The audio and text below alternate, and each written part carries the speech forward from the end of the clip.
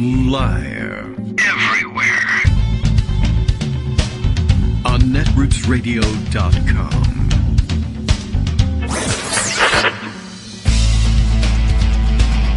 David Waldman.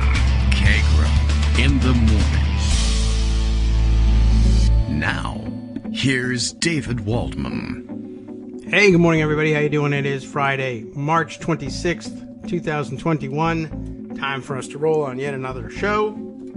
Friday at that, and we get to attempt to clear out Pocket and the backlog of stories. We'll never actually make it through the backlog. I wonder how many stories are still sitting in Pocket. I try to archive them when we're done with them so that they're not sitting here cluttering up the main list.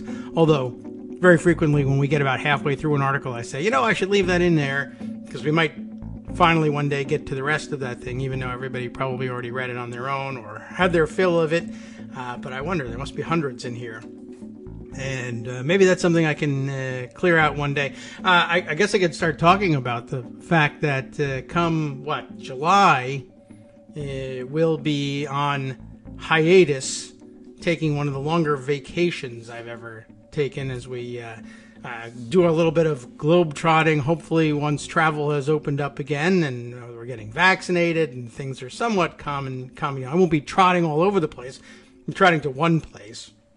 But we've had a extensive trip planned for some time. Of course, it was actually planned for last summer, and now it's been postponed to this summer. And I think it's going to be finally okay to take. We'll be masked anyway, but anyway, what that will do if everything comes together properly is put us away from the microphone for a solid 2 weeks.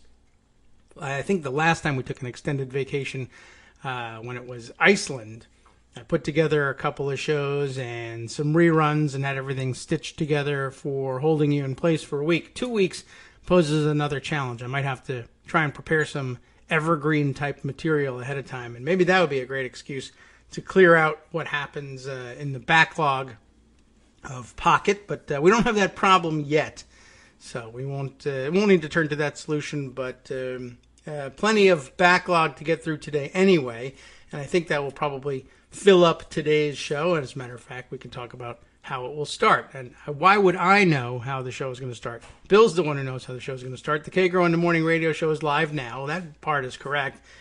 He never misses with that one, but I warn you, by which I mean Bill warns you, if we catch you trying to give me, Kagro X, water, oh God, don't do that. I'm not in Georgia, but I'm close enough. You'll be arrested. If he can't broadcast and hydrate at the same time, then his patriotism must be questioned. And, you can't ask too many questions, but I'm surrounded by beverages, which, again, it would be illegal for you to give to me if I were waiting in line to vote in Georgia. This is one of the more remarkable things about their new voting restrictions, as the press likes to call them. I guess that's the biggest story carrying over from yesterday. And I don't even know if I put any of the actual write-ups aside on it. It was just, you must have heard the story by now. And I think we're now at the stage where it is, it's currently law. I assume it was effective upon the signature of the governor. Not all laws work that way. Sometimes there's a clause in there that says it's effective on a certain date, and maybe because they're going to use it for the next election, it might become effective just before the next election. I don't know. Word is, of course, that it will be tested in court, but you may have heard about this one. In addition to the restrictions on voting and the shortening of early voting periods, they also targeted, in particular, Sunday voting because, of course, of the success of the Souls to the Polls efforts in black churches. They restricted the number of drop boxes, and they may even have eliminated drop boxes entirely. New voter ID requirements for mail-in ballots. I'm not certain how you do it, whether you make a photocopy of your ID. It seems kind of ineffective, but there you have it. But the more egregious parts, I thought, included restrictions that seemed really just aimed at making voting more unpleasant, or at least making it harder for others to help you get over the hurdles of long lines, which of course are disproportionately a problem for communities of color, as always. And so, yeah, the more outrageous part of this is it makes it illegal for you to, a common practice when people are stuck in line for hours is that there will be some relief sent. People will show up, volunteers will show up, either from campaigns or just good people from the neighborhood who care about making it possible for people to remain in line, and especially those who face long lines towards the end of the voting day and are encouraged to remain in line even though the polls have technically closed. If you're in line before the polls close, they're supposed to keep the polls open for you to be able to cast your vote if you've been in line since before the closing time.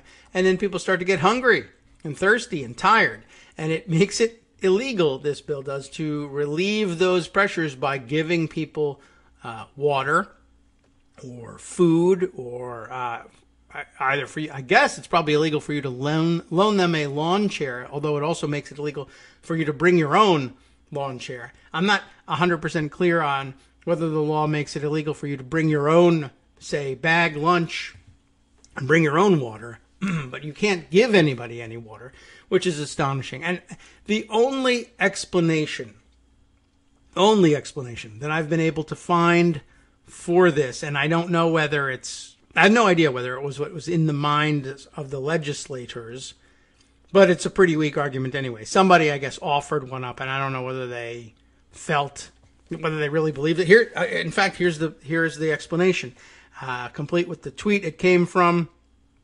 And my guess is they might even really believe this. It's a checkmarked kind of person on Twitter, Jim Trakas, maybe Trakas, Trakas, Twitter profile says council person at large, City of Independence, Ohio, as well as Ohio Military Reserve officer, entrepreneur, husband, Christian, American. Yeah, you know how it goes with these things. Anyway, his take on it was that this was really about this is really amazing.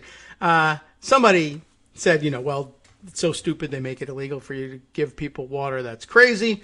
I, of course, observing yesterday that there's now a growing list of people for whom it is illegal for you to give water to. You'll be arrested if you give water to, in some places, homeless people. Someone reminded me. I didn't remember that one, but I could see that being the case.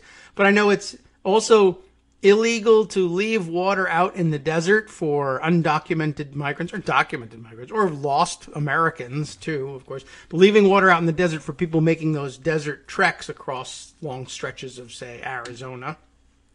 That's illegal. Now illegal, though, for you to give water to regular American patriots who are in line as registered voters. Thank you very much. I never thought we would get to that. It's wrong and ridiculous, but I understand the ignorance from which it might make sense in your ignorant head to forbid people from leaving water out for undocumented immigrants because they're bad. But giving water to registered voters who are very I don't know what, are the most complete Americans, part of a complete breakfast of Americans, I guess. What's the complaint about refreshing patriotic Americans? And the answer, of course, is they're not patriots, they're black people, right? So that's the way Republicans think of it. But this guy came up with a different explanation, sort of. I don't know. What do you think of this one? He says he's answering Frank Luntz, actually, who is, interestingly enough, disturbed by this, saying it's now illegal to hand out snacks to voters in Georgia while they wait in line. And Jim Trakas says, well, that's one way to interpret it. I mean, that's the way to interpret it. That's what the law says. It's illegal to do that. But he says another interpretation, basically, is that it's illegal to bribe a voter into voting for your candidate with food, money, etc. That would be the actual interpretation of the law. And it happens all the time across the USA, which you might have guessed got him a little pushback. Like, yeah, I'm sure, I was going to vote for the other guy, but I don't know. Hitler and a bottle of water, huh? You got me there. I mean, that's not what people said, but it's essentially, is that what you're actually proposing here? That if you, I could see where if you showed up in the campaign T-shirts and were giving out water and everything, that could cause a problem. Although the problem that it would cause is that you can't be doing campaign activities that close to the polls. That's already illegal. So you can't walk up and down the line, T-shirt or no, and say, bottled water, vote for Jones. Bottled water, vote for Jones. Oh, you're not going to vote for Jones? I'm not giving you water. I mean, I don't think anybody actually asks that question. But you can't do the campaigning, the electioneering that close to the polls anyway. Not to mention, of course, if it was really a bribe going on, well, for one thing, it probably wouldn't be a bottle of water. But for another, if it was cash, for instance, which would be a much more effective bribe, that would be illegal because it's bribery. Whereas, handing out water, all right, well, if you found somebody who was just really thirsty but already very rich and lived in an area where there just weren't enough working voting machines, if you find that unicorn, and water is what moves this person and not money, it would still be bribery just the same if you said, vote for Jones or I won't give you any water. Or if you do vote for Jones, or if you'll agree to vote for Jones, I'll give you the water.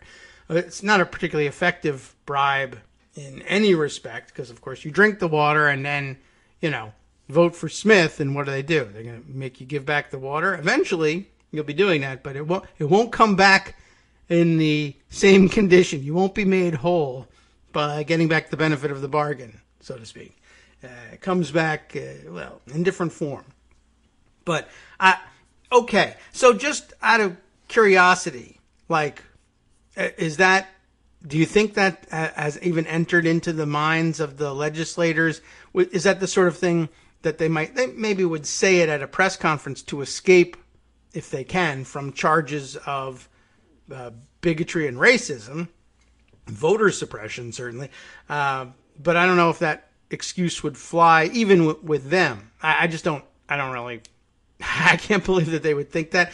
Not to mention, by the way, getting the police and the legal system to recognize bribery when they see it is increasingly difficult. It did bring to mind the fact that former Governor of Virginia, Bob McDonnell, I think they slipped him, I saw the figure last night, it's something in the neighborhood, I can't remember offhand, $165,000 in cash and gifts given to Bob McDonnell and his family in exchange for, do you remember what the bribery scandal was about? I think he was supposed to promote events or arrange events on, with state dollars and on state time for the promotion of some vitamin companies or supplement companies product or something. It was a little ridiculous, but $165,000 in cash and gifts and golf clubs and cars and the whole bit, paying for his daughter's wedding or something like that,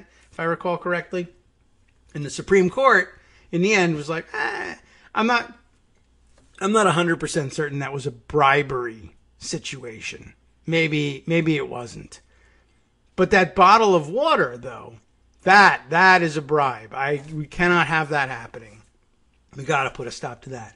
Anyway, so Governor of Virginia signed this bill last night, and you might have seen some other activity around that signing as well. Apparently, he did it in his office at the state capitol, and he had invited certain members of the legislature, a bunch of white guys, Republicans, to watch him sign the bill. And one legislator who was not invited showed up and attempted to enter the room to watch the signing. I guess to protest the signing, really, obviously. And and was kept out of the room by state troopers, Georgia state troopers, which, I mean, ultimately, I know this was a protest action and everything, and there's really no reason why the signing of the bill shouldn't have been a more public event, but it wasn't for whatever reason. So I'm not certain that it was completely out of the question to keep a small controlled access group inside the room and keep everybody else out. But here's the video that was being circulated. State Representative Park Cannon. That's an interesting name. State Representative Park Cannon shows up and says, well, look, I'm a member of the legislature. I want to go in here and see what's happening. Let the governor know what I think of this bill, which I don't think they're actually obligated to do. It's just, it's bad optics. But on top of all of it, of course, they made things worse by actually arresting her rather than simply saying, I'm sorry, I can't let you in. And, you don't really actually have any authority to tell me that I must let you in. But they did the whole thing, arms behind the back and cuffs and pull her away, the whole bit. So that was some seriously bad optics as well, along with the whole thing being about voter suppression. A bad look for Georgia. And I understand also that people are thinking of arranging a boycott of various businesses based in Georgia as a result, because I think the thinking is that these Georgia-based businesses are, they're consumer-facing for one thing, and so subject to that sort of pressure, but also, as you might expect for a Georgia-based business, big spenders in campaign dollars. And Georgia's government, despite the fact, of course, that the state went blue in 2024 at the top of the ticket, still very much dominated by Republicans in the legislature, I guess, although it's getting closer and closer that there's a possibility to actually flip the legislature, and I guess that's something we'll have to work on down there as long as we have nonsense like this happening. But they are most assuredly protecting their business interests with large contributions to the campaigns of these Republicans who, are able to make ridiculous laws like this possible. And so there's an organizing effort on about a boycott, though there's some pushback about the notion of a boycott or how far the boycott ought to go, and the usual tensions. Don't punish everybody in the state, or withhold your money or not spend your money in the state, because there's plenty of people who oppose this law and are good Democratic voters who could be hurt by your withhold. There's some balance to be struck here. But it does appear like actual Georgians might, in fact, be calling for these boycotts.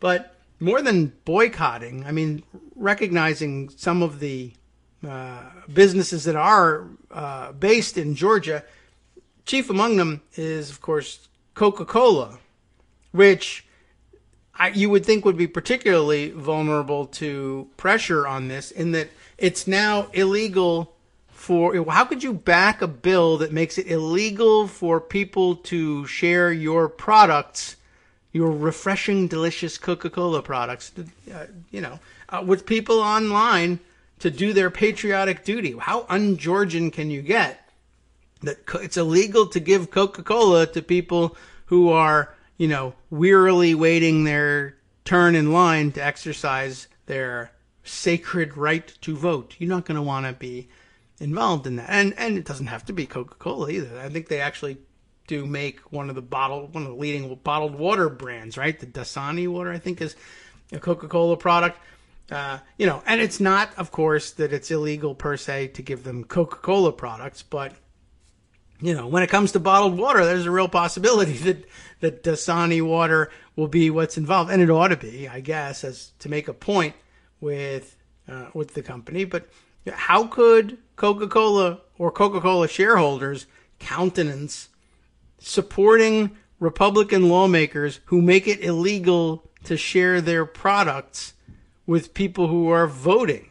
That's nuts. You would think that they would be actually sensitive to that. I think if there's a corporate campaign to be launched there. It might, maybe that's the way you want to center that. It may take the form of a boycott, but the messaging, I think, should probably include that. But what do I know? I'm just saying.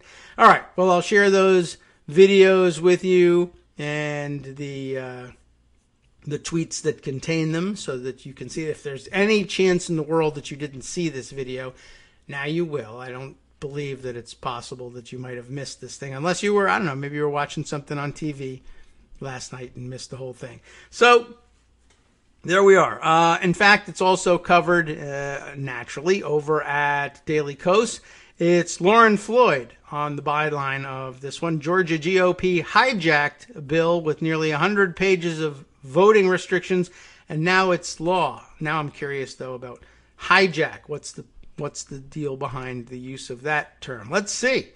Tell me, Lauren, why don't you? Voting rights advocates and top businesses in the states have successfully pressured the Georgia GOP into dropping elements of proposed voting legislation that threaten to deliver devastating blows to voting rights in the states. That's good. Which I'd like to know what got dropped if the water thing stays in.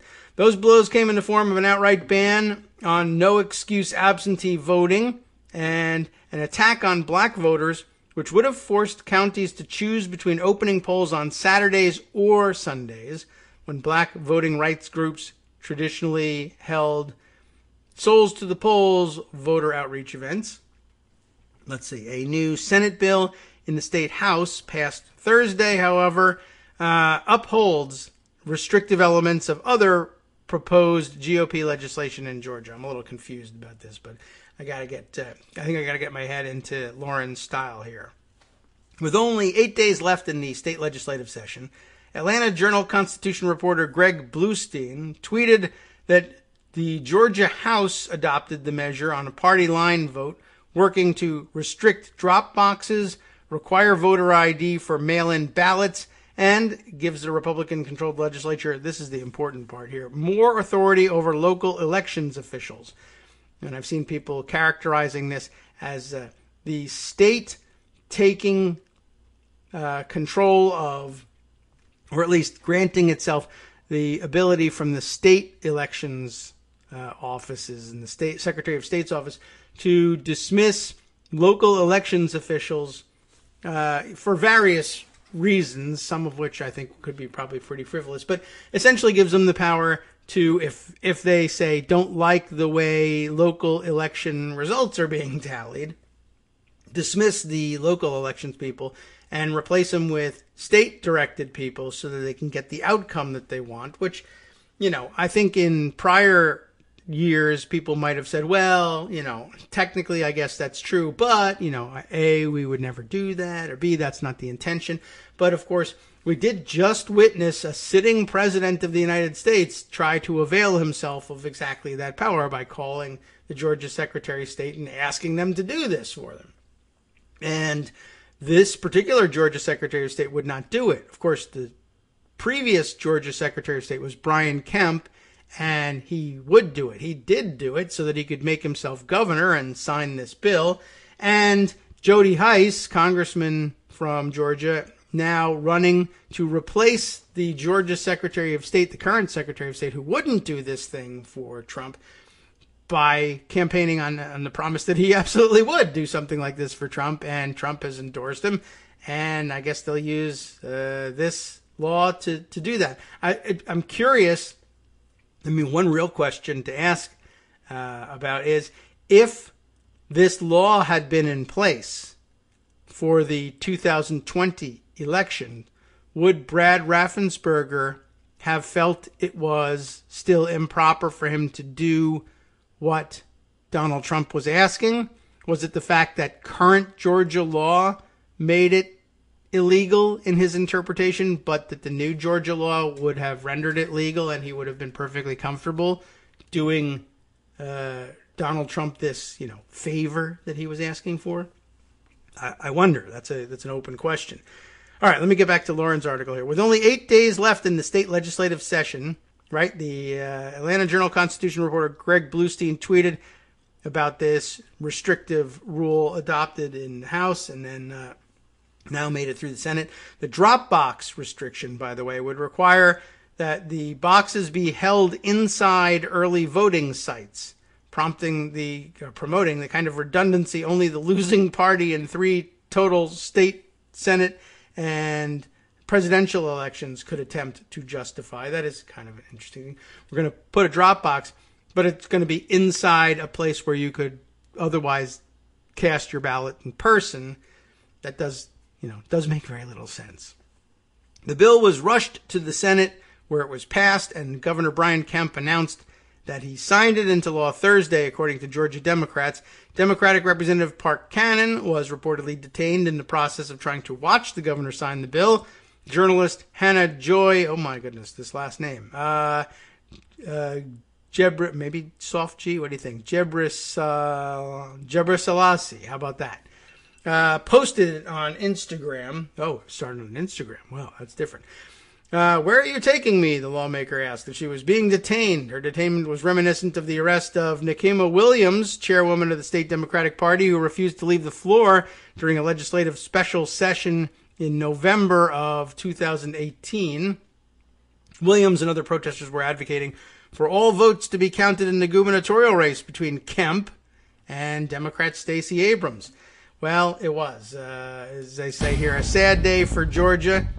Well, that was what Williams had to say back at the time. And, well, just as sad yesterday as well. All right, and you can see those videos are all embedded in Lauren's posts on the front page of Daily Kos. It ran, last night at 7:15. So scroll back a ways and you'll be able to find it. Had to cover that news and probably a little bit more about this and move on after this. Hi everybody, it's me, David. Let's change things up from the old fundraising pitch for just a minute and talk instead about how you can be a part of our show. If you've got a smartphone or any other electronic recording device, why not sit down and record a segment for us? Read us an important article and give us your take. Read one of your own original essays, or even just give us your commentary on something you'd like to share that's important to you. Then send the file to me at kagrox@gmail.com and I'll try and work it into the show. Short segments, a few minutes in length, are easiest to fit in. And of course, I can't always guarantee that I'll be able to play everything, but if you've ever shouted at your radio or TV about something you wish was being covered, here's your chance to change that. Make the show your own. Send your submissions to me at kagrox@gmail.com.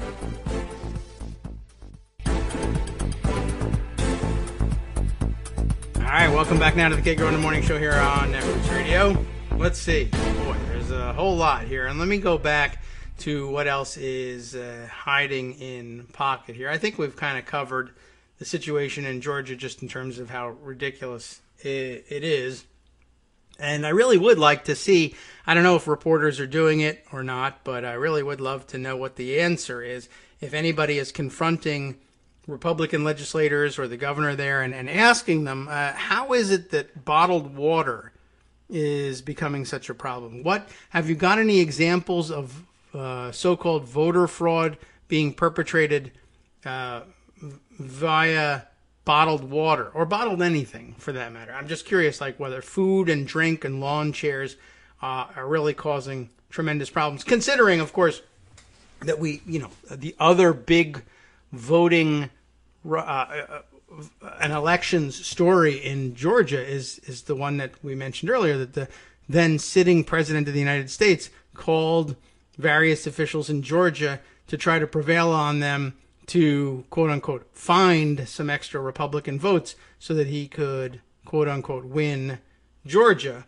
And although it's true that they didn't agree to help him, and I guess the phone call went on for a while because they were like, well, let's tape it and it'll be evidence against him. There's really kind of no point at which they say, Mr. President, you're just out of your mind. You're asking us to do something that isn't even within contemplation. It's horribly illegal what you're asking for us to do, and there's no way we're going to help you. And as a matter of fact, we've taped the whole conversation, and I'm giving it to the FBI. You're an idiot, and I would never do anything like that. But instead, they play the game. I mean, that's tough to sit there. Even Trump is supposedly the president of the United States, and they're in the same party, and they're supposed to respect, and I'm sure they love everything else he does except for this. So they're not going to do that. But, it is kind of interesting listening to those conversations. Well, gee whiz, Mr. President, that's kind of tough. I don't think we can do that. And, at least they say no, but they should be saying not just no, but hell no, and you're an idiot. And if I could make a citizen's arrest, I would. But, okay, that's too much to ask of Republicans. All right, other stories, sitting and waiting. There are a couple of them that I borrowed from perusing Daily Kos yesterday. This one kind of caught my eye. One of the top recommended diaries. So I'll read the diary and then lead us back to the sources, the mainstream traditional media sources of these things. Who am I looking at here? What is this? I don't know if I can. Is this a Frenchified name? Is that was it's looking at? Our username is. What a mistake it is to try and read people's usernames from Daily Kos or any other blogs when, either they're unpronounceable or were never meant to be read aloud. Is this French or something? Deposuit, Deposuit, potence. Oh my goodness, my French would be outright. And it's not even, I don't even know if it's French, but I apologize for mangling the name. The diary is titled Surprise, Russia Cancels Kentucky Aluminum Plant After Moscow Mitch Fails to Throw Election. I forgot about this story. That's why I was intrigued by the follow-up, and I probably just should have said, oh, well, the story came from the Washington Post, and I'll go read that because it's a wild guess, but I'm betting I could read you the byline on the Washington Post story a lot easier. Yep, Tom Hamburger and Rosalind Helderman, but okay.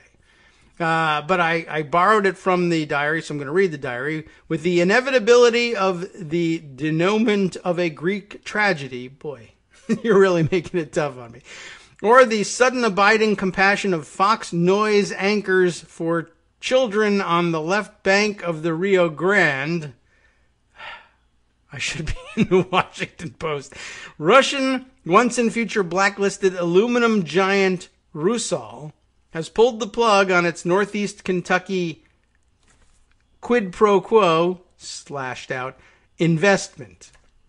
You get the idea. Now you have the flavor of where the diary is going. And maybe I will, at this point, borrow from the Washington Post, as the author does here. This comes under the headline, maybe a little bit more easy to understand, how a McConnell-backed effort to lift Russian sanctions boosted a Kentucky project. This goes back a ways. This is an August 2019 piece explaining the background here, but I think you all kind of remember this one. The idea here, and maybe we'll accept the diarist's choice of key paragraph from the Washington Post piece. By the next day, back in January of 2019, McConnell had successfully blocked the bill despite the defection of 11 Republicans. What bill was it? Let's open up that story. GOP senators protect Trump administration's plan to lift Russian sanctions. And you'll recall, of course, that the lifting of sanctions against Russia was a centerpiece of the storyline that held that Trump was, especially in the early days of his presidency and, of course, during the campaign, accepting Russian assistance and coordinating with them for the purposes of gratifying Putin and the other oligarchs in lifting sanctions against Russia and Russian businesses and business people. So apparently GOP senators then moved to protect the Trump administration's plan to lift those Russian sanctions, including sanctions on the people investing money in this aluminum plant in Kentucky. So that was supposed to be sort of the quid pro quo that was, barely disguised in almost legal terms, I guess. Lots of jobs and money would be coming into Kentucky. So, of course, the senator from Kentucky would be interested in having that happen. And if the the condition precedent that was necessary here was removing sanctions from someone willing to invest billions of dollars or whatever in Kentucky and Kentucky jobs. That was the cover for which, that's the reason for which Mitch McConnell was willing to say he was going to do it, not helping out Russians and helping Russians make billions of dollars. But that's kind of always expected. The Russian oligarchs don't just drop millions or billions of dollars on things without expecting something out of it. Anyway, so this is the story from the Washington Post referenced in the diary that McConnell had successfully blocked this bill, which I guess would have made it harder for the sanctions to be lifted. Within weeks, the U.S. government had formally lifted the sanctions on Rusal, citing a deal with the company that reduced the ownership interest of its Kremlin-linked founder, Oleg Deripaska. You remember him. And 3 months later, Rusal announced plans for an extraordinary partnership with Bouchard's company. That would be the aluminum plant in Kentucky, providing $200 million in capital to buy a 40% stake in the new aluminum plant in Ashland, Kentucky, a project Governor Matt Bevin, the then Republican governor, boasted was, quote, as significant as any economic deal ever made in the history of Kentucky. So whatever happened to that deal? Now, back in the modern era and back in the diary, we read with a Putinesque smile, Rusal explains now that it's suspending its investment in the boondoggle strike-through project while it waits for other partners to raise funds. That, of course, has been difficult for a good 2 years, ever since Kentuckians who saw only Obamacare standing between them and endless weekends visiting friends and family in opioid rehabilitation facilities elected Democrat Andy Beshear governor in 2019, who promptly vowed to recoup the $15 million his predecessor had tossed in the smelting pot. So what changed? Could it have been the recent change in Senate leadership on January 5th? Well, January 3rd, really. And Moscow? Sorry, Senator. Moscow Mitch's failure to support the Boyar restoration on 6 January. Someone didn't deliver something quite recently in any event. Okay, well, a little convoluted, getting a little flowery and ahead of ourselves, and making it a little bit less than clear what's going on. So let's try and pull the local reporting that was leaned on in this the diary here from WUKY down in Kentucky. Russian company bankrolling troubled Kentucky aluminum plant suspends investments. Josh James reporting for WUKY on March 18th. The long-delayed, isn't that weird? It was delayed.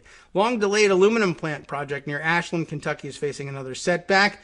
According to a Bloomberg report, and I guess maybe we'll want to go there too, Rusal, the formerly blacklisted Russian company with a major stake in the 10-figure project, is suspending its investments while it awaits word that its U.S. partners have raised the necessary funds. I thought the whole thing was happening only because the necessary funds were the ones coming from the Russians. But what a deal to have made here. Well, we'll give you, whatever $1 million to pull this off if you also raise this money. And apparently they had no hope of raising that money. So, but they did get to campaign, Republicans in Kentucky, on the promise that there would be all these brand new great jobs. And then it turns out nobody had the money for it. Or the Russians were never going to deliver. I don't know which. Well, let's see. So far, the company has sunk at least $65 million into the proposed mill to be built by Unity Aluminum, previously known as Brady Industries. That's B-R-A-I-D-Y. The news is only the latest twist for the troubled project, which has been plagued by fundraising questions and the ouster of the CEO formerly overseeing the venture. Rusal's involvement has been controversial from the start after it was revealed that the company had been subject to sanctions. Kentucky, the state itself, pledged $15 million in taxpayer funds toward the project under former Governor Matt Bevin, but current Governor Andy Beshear has repeatedly vowed to get the money back if the mill project doesn't materialize, which, Shouldn't that be automatic? Probably, but not in this world. Backers have touted the plant, which was slated for completion last year, as one that could create up to 550 jobs. And, it's not that spectacular. For $65 million, that's not that great, but, I don't know whether Ashland is a small town or what. Let's take a look at the Bloomberg report on this to see if there's any further detail of more interest. Russian backer halts funds in new blow to U.S. aluminum project. Written here by, look at this. Is this really how this is going to come out? It's this too is Frenchified. The name Doe, Deaux. Is that how you would pronounce Doe? Doe? Joe, because his first name's Joe. Are we talking about Joe Doe here? Is that really your name? It's got an X in it and everything. But yet, Joe Doe. And, also posing some problems. Yulia Fedorinova. So, I don't know whether she's reporting from Kentucky or New York or Russia. I don't know. But let's see. The Russian company backing an aluminum project in Kentucky said it's suspending investments as it waits for U.S. partners to raise funds. I'm curious more about who are these U.S. partners and what's taking them so long. Dealing a new setback to the $1 billion-plus mill that was supposed to be completed last year. That's a problem in all by itself. United Company Rusal International PJSC. That's a nice long name. Announced the move on Unitary Aluminum, formerly known as Brady Industries, in a call on Wednesday. Rusal has so far poured $65 million into the venture, which local officials have been counting on to bring hundreds of high-paying jobs to the region. The funding freeze is the latest in the series of twists, including a battle for control of the mill that led to the ousting last year of Brady's chief executive officer and questions over the timing when the U.S. lifted sanctions on Rusal. The plan, announced in 2017, was for $1.3 billion, a $1.3 billion rolling mill to meet growing demand for the metal from the automotive, packaging, and aerospace markets. Unfortunately, our partner failed to contribute necessary equity from their side, so then it was a substantial change of the management and shareholder structure of Brady Industries. Oleg, not Deripaska, but Oleg Mukhamedshin, Rusal's deputy CEO, said on a call. Mukhamedshin, I wonder if that's... okay, well, very interesting. It sounds an awful lot like Muhammad-shin, and I'm not convinced that it isn't what it means. We put on hold any further investments of the project as per our agreement, and we still expect our partners to raise necessary financing after the COVID pandemic gets better. Mukhamedshin, I don't know how he would pronounce that in Russian, said Rusal's plan B is to convert the investment into a debt instrument with certain securities if Unity Aluminum isn't successful in securing the necessary funding. How much were they supposed to come up with? In 2019, Rusal announced its commitment to invest $200 million in the plant, which stirred up criticism as the decision came shortly after the U.S. Treasury Department lifted sanctions on Rusal and its parent company. A spokesman for Senator Mitch McConnell of Kentucky, then majority leader, told the Washington Post that the lawmaker didn't know at the time that Brady had hopes of a deal with Rusal when he backed the effort to lift the sanctions on the Russian company. I see. So they were just going to get $200 million out of thin air. It could have been from anywhere, I guess. But he didn't know that it was going to come from a then-sanctioned Russian company. But at the same time, he voted for reasons to lift sanctions against that Russian company. Well, because Trump asked him to. Trump asked him to because it was a favor to a Russian oligarch. And that's the business he's in. Interesting. The way that happens to have worked out. And, by the way, I don't know if anybody noticed, but Kentucky spent $15 million and Kentuckians got 0 jobs from all of this. How fantastic. What a great move. We're a great deal maker, Moscow Mitch. All right. Another Daily Kos item, or one that came to my attention through Daily Kos. Walter Einenko put this one together. I just thought this was an interesting COVID-themed story. After a year of misinformation, Fox News senior employee dies of COVID-19 at the age of 52. How unfortunate, but apparently something he had a hand in himself. I don't know who this person is, but we'll find out. Maria Bartiromo's Fox News gig, it wasn't her, she didn't die. Too bad, but it didn't work out that way. Anyway, her Fox News gig has been a long march into the bottom of an ocean awash in fear-mongering, bigotry, and misinformation. Like most Fox News programming this past year, Bartiromo's programs have been showcases for easily debunked conspiracy theories, all racist and anti-China by nature. On Monday, CNN reported Eric Spinato.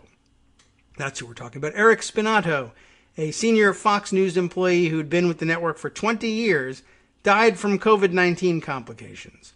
Spinato was the head booker and senior story editor for the Fox Business Network, where he handled bookings for top shows like Bartiromo's Misinformation Fest, Fox News Media CEO Suzanne Scott, Fox News President Jay Wallace, and Fox Business President Lauren Peterson, said in a joint statement praising Spinato's career with the company, his excitement, positivity, and energetic team spirit were one of a kind and will be greatly missed. Our heartfelt condolences go out to Eric's entire family, including his 2 sons and his girlfriend. Okay, so learning a little bit about his marital situation, more than we needed to know, but okay, that's what they said. Bartiromo has been a favorite stopping point for the twice-impeached guy, while also promoting a steady stream of misinformation. She has done so effectively enough that she has slowly moved up the ladder as the longtime hosts are pushed into retirement.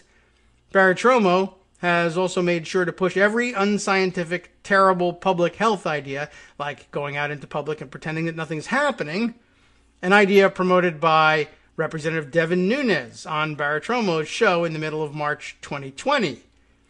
Less than 2 months ago, Bartiromo was allowing fellow Fox News host Steve Hilton to promote a theory that Dr. Anthony Fauci needed to be investigated for being responsible for creating the COVID-19 virus. You read that correctly. That is, I read that correctly. Fauci, a person who has served as an advisor to 7 presidents, who was awarded the Presidential Medal of Freedom by former President George W. Bush in 2008, and who has been serving as the director of the National Institute of Allergy and Infectious Diseases since he was appointed to that role in 1984 by former President Ronald Reagan. That highly regarded doctor is at fault, Bartiromo says, for the existence of COVID-19. I'm not going to bore you with the eyes wide shut details of this conspiracy theory, but an important thing to understand here is this isn't simply Bartiromo letting a fellow conspiracy huckster spew his lies and racism, while she pretended to be an objective participant hosting an interview. Here she is all the way back about 2 weeks ago, saying, we know it, that being COVID-19, originated in a Wuhan lab.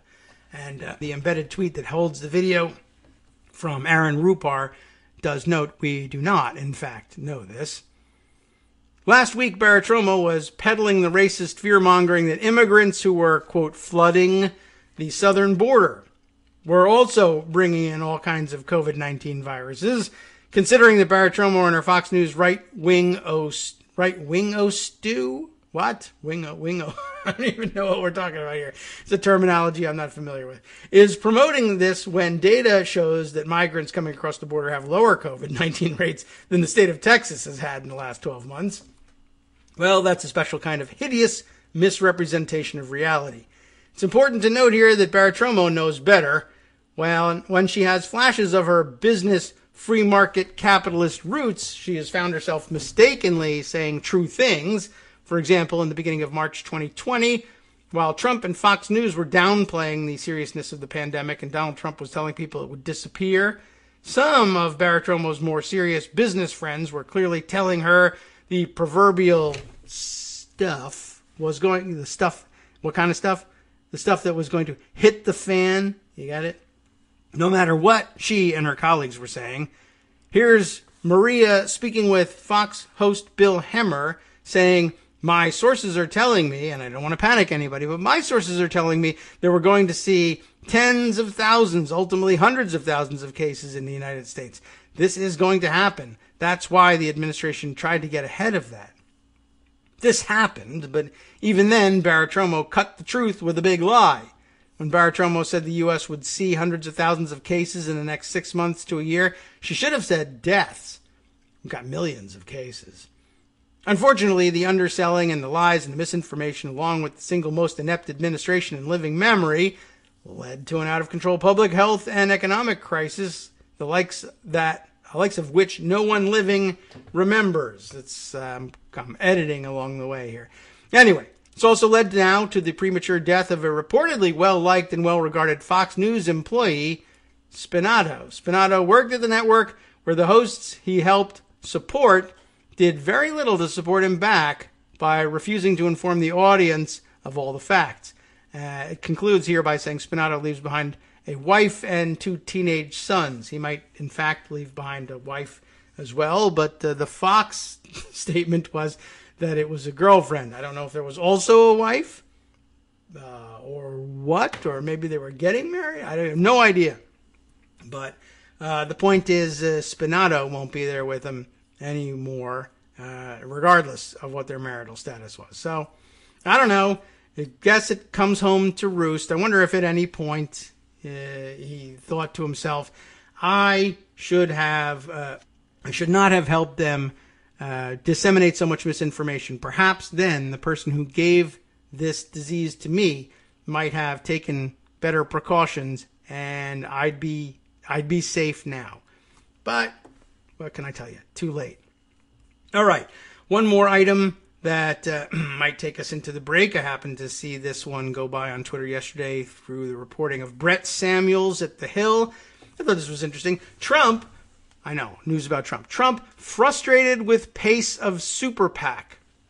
I thought this was interesting because he's trying very hard to make a political comeback, and that might be something we want to explore in the next segment. But I was curious about this one because I'm not certain what his super PAC would be doing right now, even if it was organized, and he's just terrible at organizing things. But this essentially is one of those funny stories that we can all laugh at, that he's going to tear apart his team and blame them for not doing something, whether it's making him more important or making him president again, I don't know. But he's got a gripe, and the news guys say, let's report it. Former President Trump is growing frustrated with the lack of movement around a new super PAC intended to further solidify his influence over the GOP, according to people familiar with the conversations. Trump advisors first shared the plans in late February for a super PAC as part of a post-presidency political operation. Now, there's no elections going on for them to influence right now. And I guess he thought it meant he would be on the front pages of every newspaper and being interviewed for television all the time, and it's not working out, so now he's mad. And the good news is that means he gets to be mad at Corey Lewandowski, who allegedly leads this super PAC. Trump advisors, like I said, first shared the plans in late February. I don't know what he thought was going to happen between late February and late March. He thought he was going to be made king. Trump told allies at the time that he'd chosen his one-time campaign manager, Corey Lewandowski, to run the organization. But roughly 1 month later, I don't know what he thought was going to happen in a month, the 45th president has started lashing out about the lack of movement on the project, sources said. Sources, one of whom heard the comments from Trump directly, said the former president is agitated that there has been little tangible or visible progress on establishing the super PAC and ramping up activity in the month since the idea for the new super PAC was first made public. He's lashing out that nothing's happening. He viewed this super PAC as something that's supposed to have his back, and it's nowhere to be found, one source said. But again, what would they be defending him from? The two sources spoke on the condition of anonymity to discuss conversations involving the former president, and his current circle of people who would have heard the comments directly is pretty small now, so you could figure out probably who's doing this. Trump, through a spokesperson, denied that he is frustrated, so he denies all of this.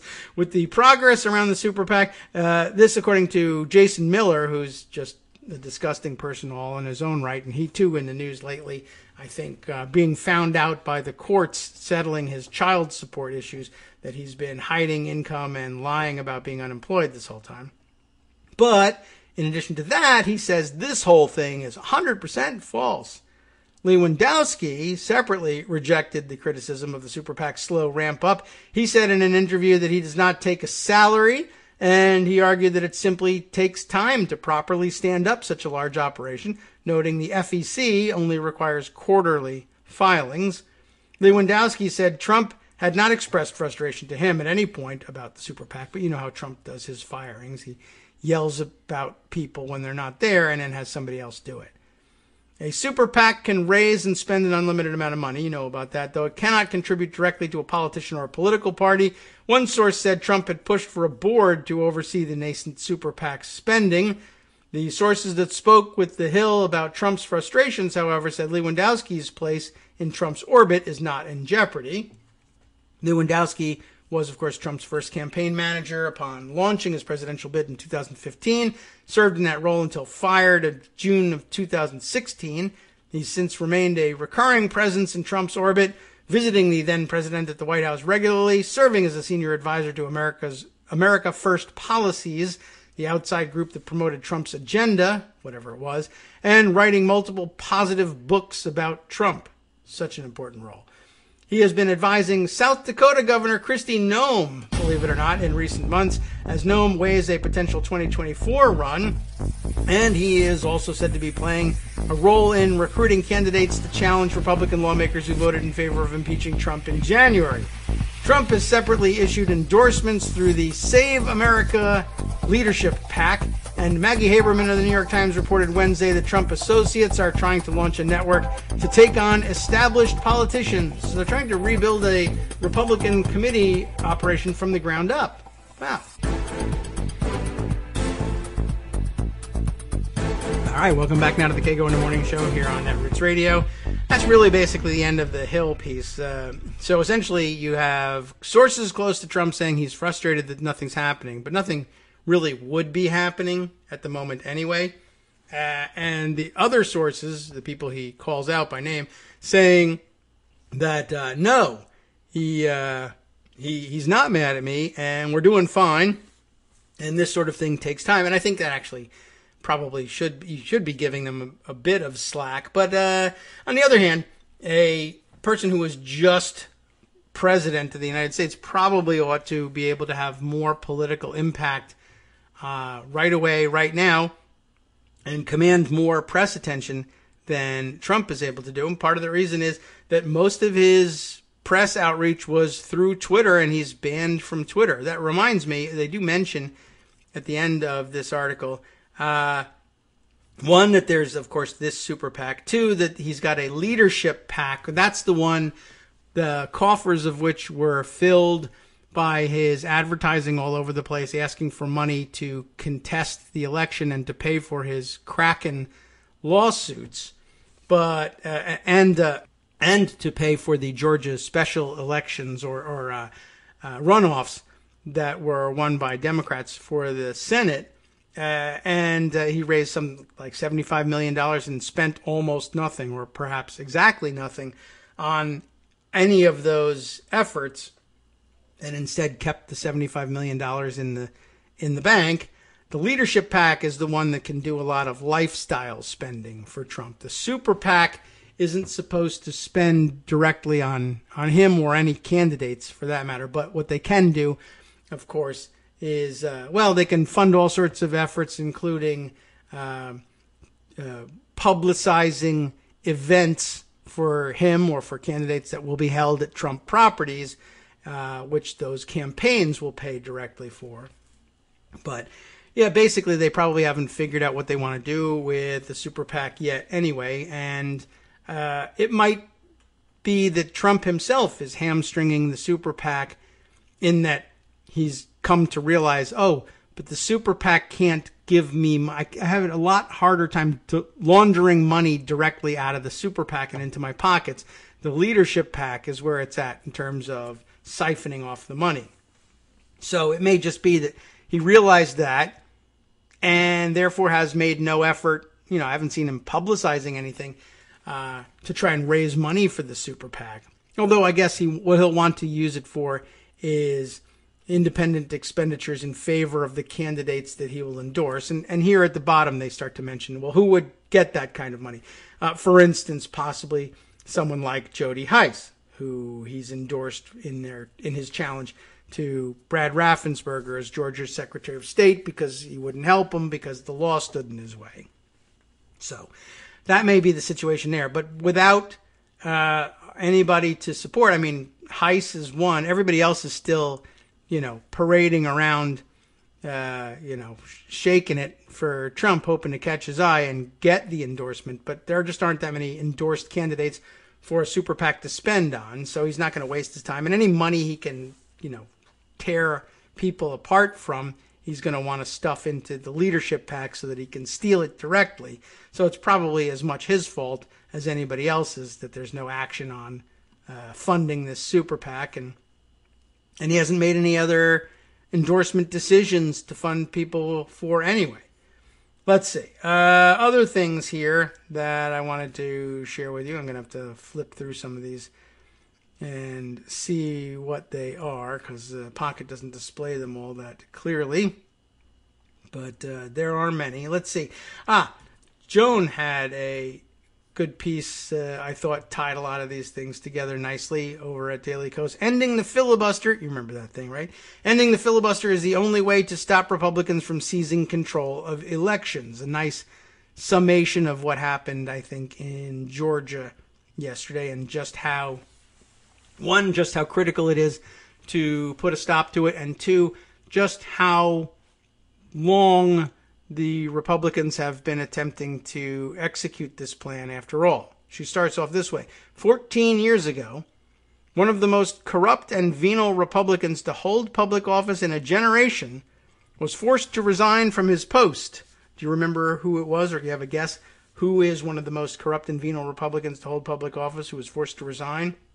And it actually worked. He resigned, but only after a while. The answer lies here at the end of this sentence. And then the name comes. Forced to resign from his post, here's a clue, as Attorney General in the George W. Bush administration. We're talking, of course, about Alberto Gonzales, who held on to his job through the warrantless wiretapping story, through the revelations that he was neck deep in the administration's decision to use torture in conducting its so-called war on terror. What eventually ended his career was the clandestine campaign by the administration to what? To fire U.S. attorneys for refusing to manufacture and then prosecute voter fraud cases. Do you remember? Joan does. Back then, Republicans were carefully and quietly trying to plant the seeds of voter fraud in order to start building their case for voter suppression. You'd think the gravity of the scandal and the fact that the Attorney General had to resign over it would have made Republicans a little more circumspect about the path they were on to disenfranchise swaths of voters in order to hold on to more power. Instead, it and the election of the nation's first black president made them double down and then not even try to be subtle about it. Right now, the Republican legislatures in at least 8 states controlled by their party are trying to seize complete control of the elections process over civil servants, judges, and county officials. Georgia is ground zero. It's looking at total control of the elections process by elected officials, which is not what it should be. Helen Butler, a Democratic County Board of Elections member, told the New York Times, "It's all about turnout and trying to retain power." Iowa's Republicans have made enacting emergency voting rules a criminal offense. And Arizona's Republicans are trying to take over the conduct of the state's elections. What's happening here, and I'm sure that Joan gets at it perhaps later in the story, or sometimes these things are just sort of understood as background, but I do want to try and make it clear here what I see going on here. First of all, Iowa's efforts. Iowa's Republicans have made enacting emergency voting rules a criminal offense. So what are we talking about here? We're talking about local boards of election saying we're in the middle of a global pandemic. People are supposed to be staying home as much as possible. People are supposed to be staying at least 6 feet apart. That, by the way, we should be discussing that as advice in the coming weeks as well. That advice beginning to change, and it's going to probably lead to another round of Republican skeptics saying, you're changing your mind about distancing, and you never knew what you were talking about. You were lying to us from the beginning, but we're learning as we go on. Anyway, you know about all of that. But what Iowa's saying here is when local boards say things like, well, we really need to do something to do as much as we can here to prevent people from waiting online for long periods of time together in the same place where distancing is difficult and they should be home and we shouldn't be spreading COVID this way, will encourage more mail-in voting or put out drop boxes and encourage people to apply for absentee ballots or sometimes in a state, I don't know what Iowa's rules are, but you can have, as we did in Virginia, we didn't have no excuse absentee voting. You had to come up with a legitimate reason why you wanted an absentee ballot. Well, in states that have those rules, they vary. In some cases, local boards of election, sometimes state boards of election decided, well, we ought to waive the requirement for a reason and simply let anyone who wants an absentee ballot, a mail-in ballot, have one. Apply through the regular process, around which we've presumably built in all sorts of protections against voter fraud already, because we designed these systems, and let people mail them in or bring them to drop boxes and drop them there if they're worried about the mail system being somewhat less than reliable. And although our rules usually say that you need to give an excuse and we don't have drop boxes, let's create them. Those sorts of emergency rules now outlawed by state law. It's but not just outlawed, where it's a civil offense, but a criminal offense. A criminal offense to do what? To adopt new rules by democratic process and everything. The elections board would propose it, hold hearings on it, public hearings as well, hold a vote, the whole thing. But that's now a criminal offense. It's amazing what they're making criminal. Arizona, of course, trying to take over states' elections from the legislature. This, I think, probably more of a reference to the Kraken lawyers and other Republican lawyers who came up with the weird theory rejected by the Wisconsin federal courts and ultimately left standing by the higher federal courts, rejecting the idea that the Republican theory was that state legislatures are responsible for the entirety of the regulation and conduct of the elections within their state. Remember that their theory was that the Constitution grants state legislatures the right and with it the responsibility and sole responsibility to determine the manner in which its states' members of the Electoral College would be selected. And the courts found quite properly that, well, what that means is the state legislature is the one that has to decide whether or not you will have a election, a popular election, to determine who the electors are. Or you could appoint them or draw straws or whatever kind of contest, but everyone has opted for an election. And that's the totality of what they meant in the Constitution by choosing the manner in which this selection would be made. But it was a Republican theory that manner encompassed everything, including whether or not there would be drop boxes, whether or not there would be no excuse voting, whether absentee voting, whether or not there were you could impose certain hours on the drop boxes. These are things traditionally left to boards of election, sometimes at the state level, sometimes at the local level. But the Republican theory was no, only the legislature can make those choices. The courts said that's not the way it is. No. Well, in Arizona, I guess the Republican legislature is saying, well, that will be the way it is for us. nobody can make any changes unless we, the Republican legislature, approve of them. I don't know if that will stand, but that's what they're trying to do. Well, anyway, back to what Joan was describing. They, the Republicans, don't want a repeat of 2020 when massive voter turnout gave Democrats the White House and the Senate and mobilized millions of new voters. At this point, democracy is truly in jeopardy, and Republicans will stop at absolutely nothing to finish it off. Congress is the ones that will have to stop them. That's all there is to it, basically. With Joe Biden in the White House and Democrats in control of the House and Senate, that is at least technically doable. But then there's Senator Joe Manchin, who keeps moving the governance goalposts.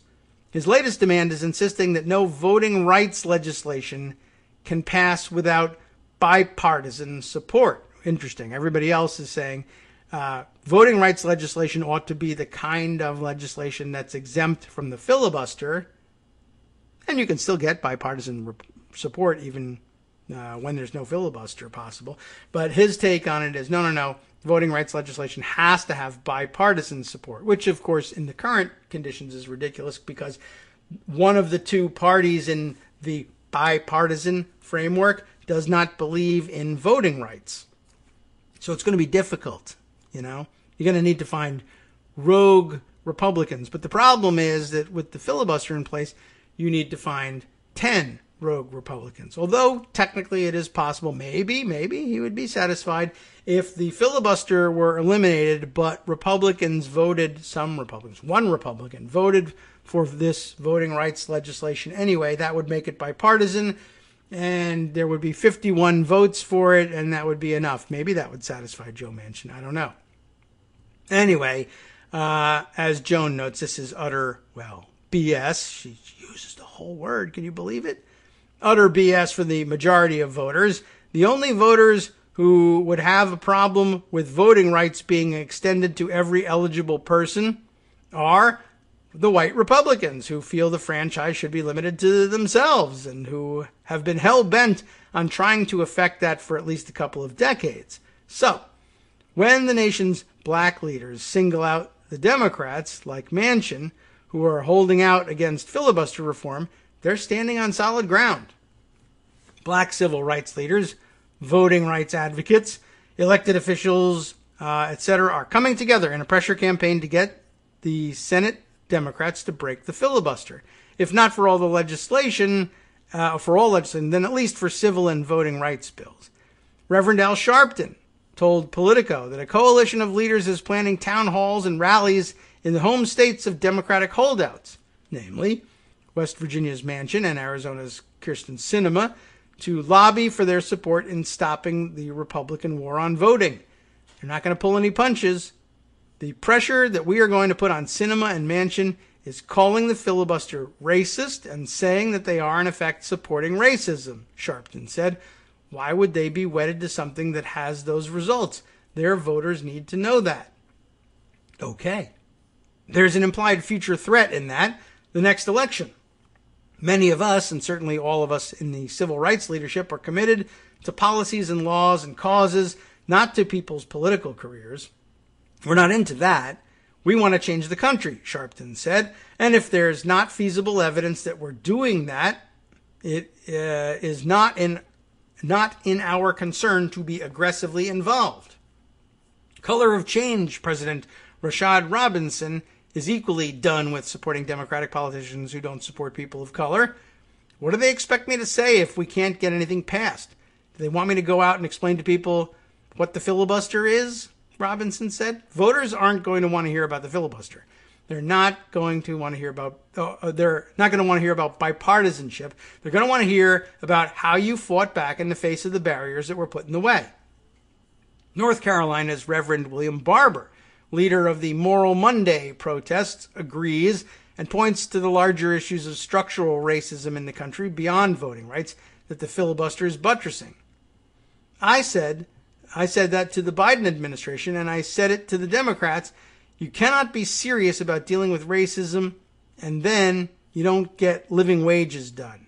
And you're never going to get living wages done and health care if you don't push and fight against voter suppression. Barber told Politico, saying that voting rights and economic empowerment are inextricably bound together. And if you aren't going to support getting rid of the filibuster, don't tell me you love John Lewis. John Lewis wanted living wages. He wanted voting rights. Georgia Democrat Stacey Abrams is looking for the most politically expedient way of doing this, one that for now Manchin is ruling out. I fundamentally believe that Congress alone has the ability to create a unified threshold for democracy in our country, Abrams told Politico. I believe there needs to be a carve-out, an exemption, a suspension of the filibuster. Fundamental issues of democracy, like nominations, including for the Supreme Court and budget reconciliation, should be exempt from the filibuster, she argues. This is not new, she said. I believe that there is both exigency and there is a precedent for creating this filibuster carve-out in order to protect democracy. That's an argument the key leader in filibuster reform in the Senate, Oregon's Jeff Merkley, brought up in this week's The Brief with Marcos Moulitsas and Kerry Eleveld.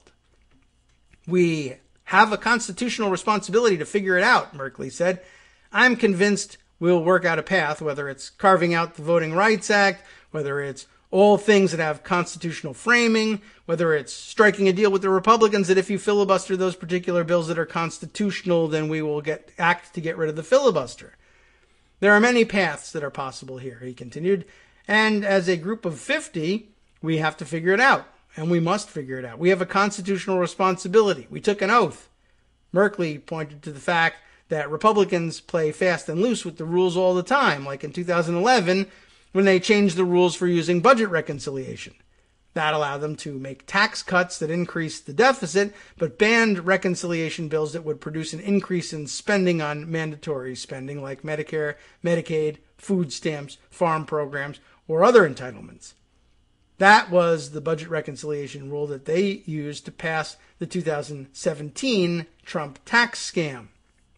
If the rules can be changed to cut taxes for the super rich, surely they can be used to save democracy, Merkley and Abrams are arguing. It's hard to see even Manchin disagreeing with that one. He really does need to spend some time with the Reverend Senator Raphael Warnock and listen to that remarkable maiden floor speech of his and its basic truths. The right to vote is preservative of all other rights, and it's not just another issue alongside other issues, it is foundational, Warnock explained. Surely there ought to be at least 60 in this chamber who believe, as I do, that the four most powerful words uttered in a democracy are, the people have spoken. It doesn't have to be 60, though that would be nice. It won't be 60 because that's not what Republicans, at least not the ones in the Senate, believe. They haven't since well before Alberto Gonzalez made the war on voting official Republican policy.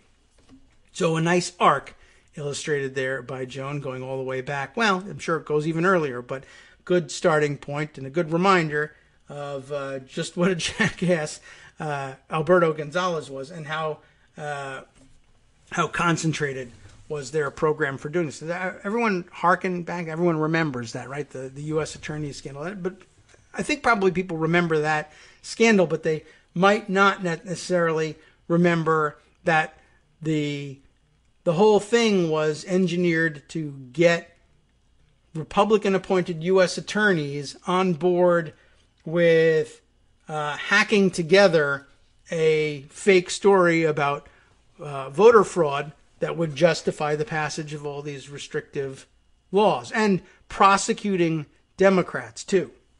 That was very much a part of it that they had hoped for, was to be able to come up with prosecutable charges of benefiting from this voter fraud or having orchestrated this voter fraud that they would lay at the feet of Democratic elected officials.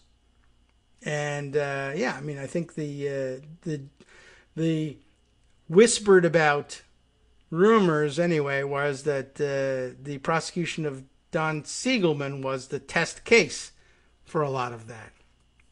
Anyway, I don't remember exactly what the case was that they brought against him and whether that really makes a solid fit between that and the theory of creating these voter fraud cases through the U.S. attorneys. But there was one of the other side benefits of having such a politicized U.S. Attorney's Corps was that even when voter fraud wasn't necessarily the avenue for leveling charges, the idea was, the Karl Rove sponsored idea apparently was, well, if you can't get voter fraud, we don't really care whether it's that or anything else, but if you can't get to where you're got a voter fraud allegation that will help you pass restrictive voting laws that'll just help us at the ballot box going forward from here on in, at the very least, you can help us at the ballot box in very specific ways by finding something, anything, to charge elected Democrats with, especially vulnerable elected Democrats, for example, down in Alabama, where any disadvantage any disadvantage for Democrats not only inures to the benefit of Republicans, but virtually guarantees a Republican win in the next election. That was the true aim of making sure that loyal Republicans only ended up as U.S. attorneys, because they had the ability, because we had been conditioned to to understand U.S. attorneys as, if not entirely independent necessarily of the political apparatus, at least operating with the weight of the Department of Justice behind them that was supposed to be depoliticized, and everybody knew that there was at least some political influence going on, and it is, after all, an executive department. But, the idea was that they would give more weight to the demands of impartial enforcement of the law than to politics, and they knew how bad it would look to cover up in the legal context for political allies, and they were conscious of that. And because people knew that they were conscious of it, they believed that they were more careful about these things. And the idea was, if you sort of do it under the table, the George W. Bush administration and Republicans everywhere else would be able to point to them and say, look, we don't control the Justice Department. It is a Republican administration, but we don't drive the agenda there. We let the law and the facts lead our Justice Department officials where the facts take them, right? We don't interfere in these things. But hey, lo and behold, every one of these elected Democrats down south in particular are facing criminal charges. It's just where the facts lead. That's how it goes. Sorry, that was the hope of the machine that they were building. And then, of course, it didn't really work out that way, and Donald Trump didn't have the patience to wait for things like that to develop, and wouldn't take no for an answer, and just said, I don't care what you do. Just go charge him directly. Make it up if you have to. So he never had the patience for the long game to begin with. All right, let's see. Other things that I wanted to get to include some of the developing stories in the way the insurrection cases are being investigated and prosecuted. They continue to make great progress in identifying the people either caught on film or who filmed themselves inside or around the Capitol, and are making arrests around the country, and most amusingly, making arrests very frequently of people who left behind videos saying, I dare you to try to catch me. You'll never figure out who I am or arrest me. And then, of course, watching them get arrested is kind of funny. But perhaps more seriously, the number of organizations and leaders of those organizations being arrested on conspiracy charges. One thing that's very interesting is the number of groups, and there are several now, being arrested, all of whom had weird ties to Roger Stone, the pardoned criminal, pardoned by, of course, his patron, Donald Trump. And, it won't do anything to undo the pardon, but at least it's laying bare just how nakedly partisan and self-interested the pardon itself actually was. So maybe that's something people want to consider restricting in some way. At some point, it might require a constitutional amendment, but I'd be for that. But in addition, just interesting in the sense that it can help weave together a conspiracy case. That's never a hard thing to do, of course. What's of real interest, though, is how close it is rumored the prosecution is getting to making the decision not only to go forward with conspiracy charges, which are easy to prove, but actual sedition charges, which, generally speaking, I don't know if they're that difficult to prove, but it's rare that you're given the evidence to prove it. So that's new. Hi, it's me, David Waldman, your host for Kagro in the Morning. I have good news to report. Many more listeners like you are making critical contributions that keep our show on the air. Makes good sense, of course, and patreon.com, Patreon.com, makes it simple. Now you can make easy, secure, recurring monthly contributions to support our show. Patreon.com/KagroX gets you straight to our donation page. Maybe you'd like to thank us for helping keep you sane during the Trump era. Maybe you're looking forward to in-depth explanations of what's going on in the Biden administration. Whatever it is that keeps you listening, we need your help to keep bringing it to you. And hey, if you happen to prefer using PayPal or even the Square Cash app, we're up and running with those options too. Thanks again, everyone, for all of your support. We literally could not do this without you.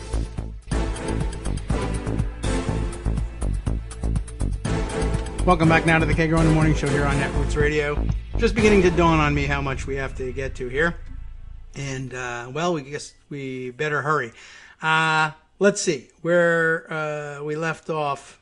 I was going to jump from this to the insurrectionists and the charges that they're bringing against them. But now I'm wondering whether a better follow-up might be to further develop the Trump is frustrated at the stalling of his super PAC story, to go to another similar story. You might recall that I don't know when it was. Let's go see what the date is on this thing. It's from The Guardian, so they put their date in a funny place. There we are, March 21st. Good, though. They put the day of the week. I like that. Sunday, March 21st, because, I had trouble remembering which day was Saturday and Sunday earlier in the week. But another source of frustration, maybe, for Trump, or at least another stupid trial balloon that he's floating and will probably fail with because he's just not a doer of anything in particular, right? And, he was able, to the extent he was able to do anything in his private business career, it was when he was able to get himself to let go of some money and pay other people to be the doers, and now he holds on to every dollar and screams at everybody, even though they're working for him, allegedly for free. It's very hard to get people to do things for you when you won't pay them and everybody knows they're not going to get paid. But you can get everybody together once in a while to fake up an agenda and say, I'd be willing to announce that we're going to do some stupid thing, just so long as I don't actually have to do this stupid thing. Anyway, so that's what's going on with the super PAC.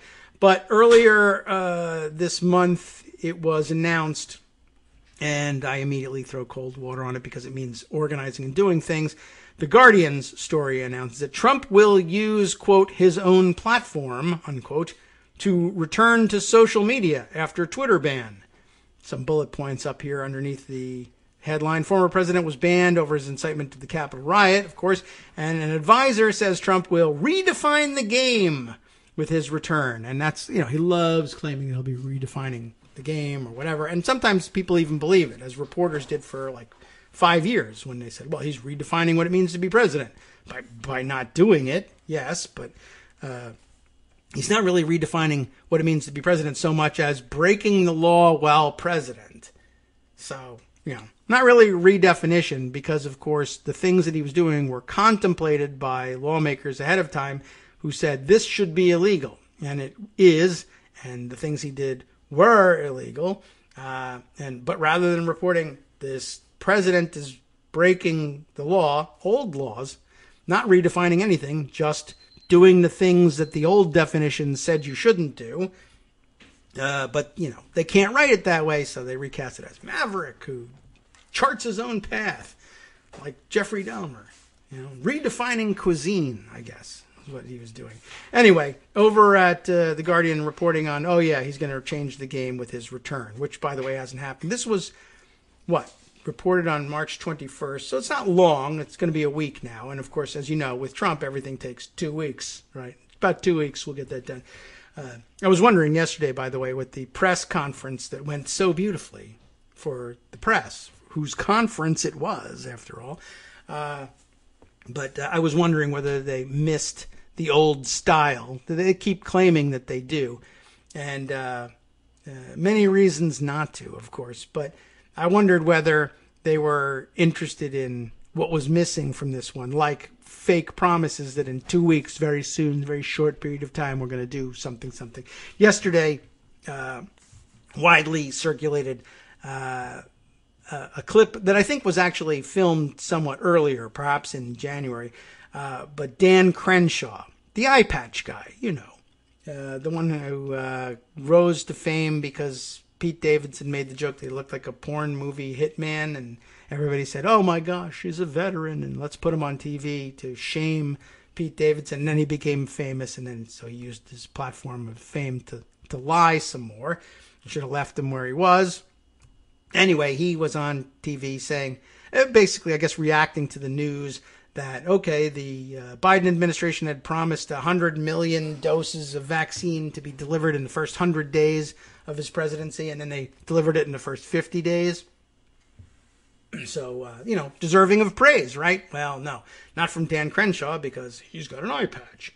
Anyway, so he said, well, if you really want to impress us, double down. Make it 200 doses delivered in the first 100 days. Then I'll be impressed. Well, yesterday, Biden kicked off his press conference, apparently, with that same promise and said, you know what, we're going to double down. We're going to double our goal, 200 doses in the first 100 days.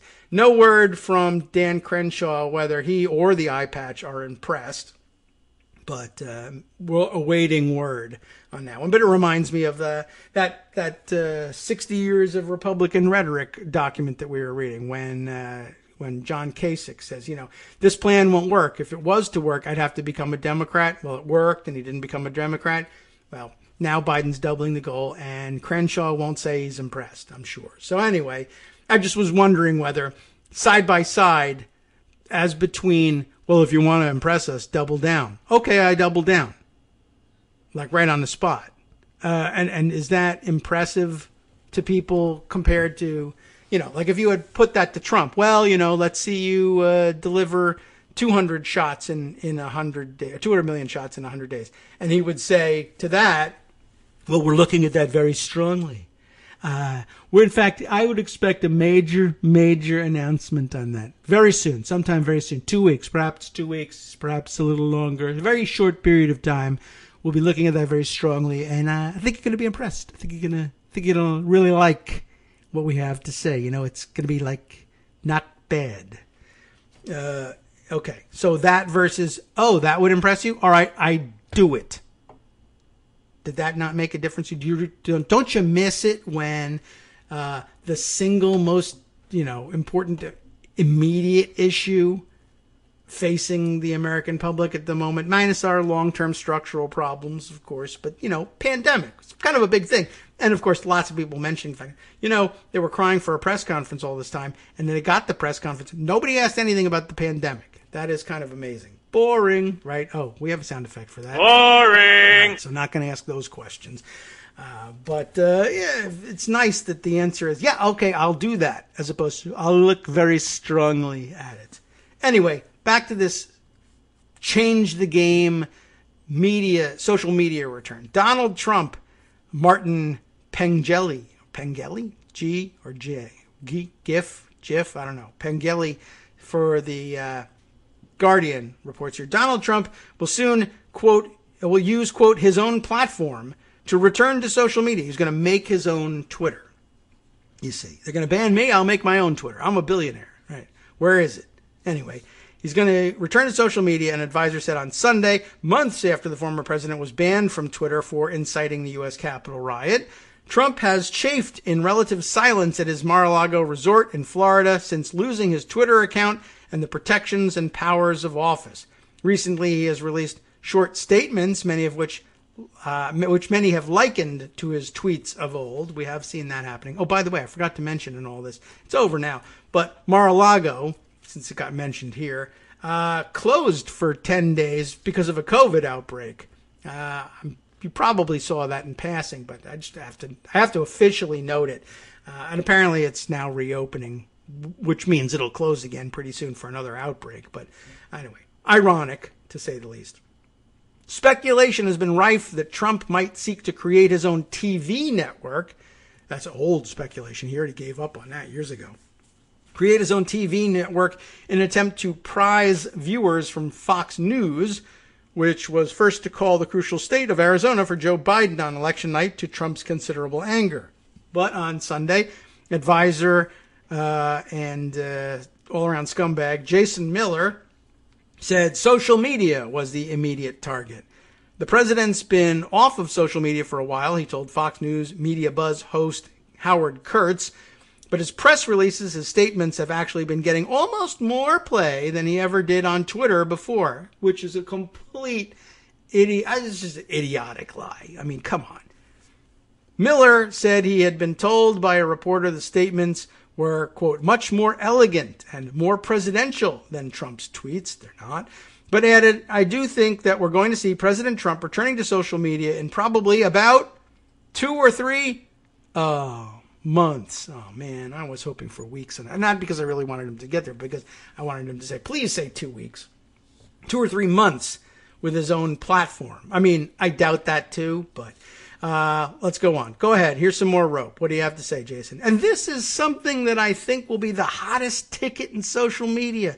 It's going to be completely redefining the game. And everybody is going to be waiting and watching to see what exactly President Trump does. But it will be his own platform.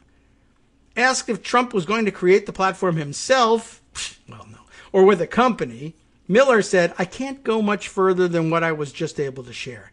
I can't tell you. I shouldn't tell you. But I can say it will be big once he starts. Of course you can say that, because what the hell? Just lie. Say whatever you want. It's going to be huge. It's bigger than God. I promise.